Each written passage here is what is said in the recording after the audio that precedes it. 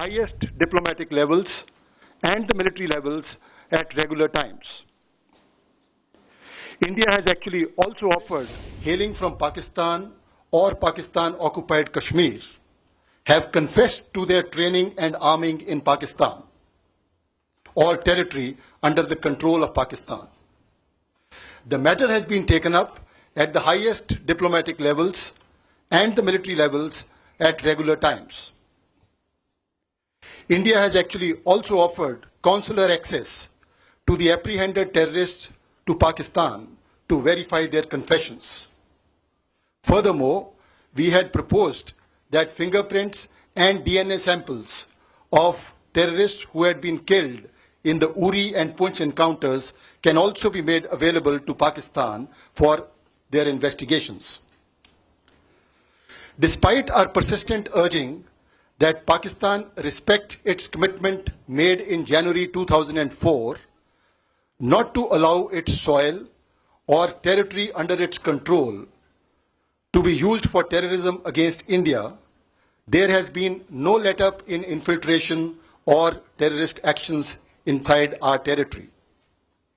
If the damage was limited, it has been primarily due to the efforts of the soldiers of Indian Army who are deployed in a multi-tier counter-infiltration grid, and most of the infiltration bids have been foiled at those locations.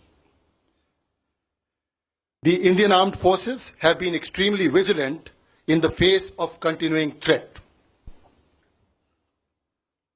Now, based on very specific and credible information which we received yesterday, that some terrorist teams had positioned themselves at launch pads along the line of control with an aim to carry out infiltration and terrorist strikes in Jammu and Kashmir and various other metros in our country.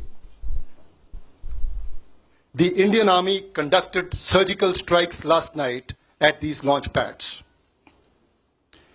The operations were basically focused to ensure that these terrorists do not succeed in their design of infiltration and carrying out destruction and endangering the lives of citizens of our country. During these counter-terrorist operations, significant casualties have been caused to the terrorists and those who are trying to support them. The operations aimed at neutralizing the terrorists have since ceased. We do not have any plans for further continuation of the operations. However, the Indian armed forces are fully prepared for any contingency that may arise. I have just spoken to the Pakistani Director General of Military Operations and explained our concerns and also shared with him the operations we had conducted last night. It is India's intention to maintain peace and tranquility in the region, but we can certainly not allow the terrorists to operate across the line of control with impunity and attack the citizens of our country.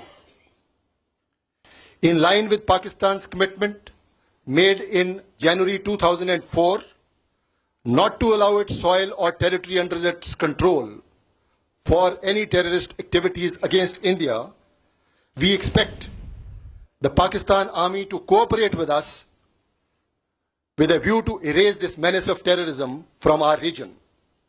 Thank you very much.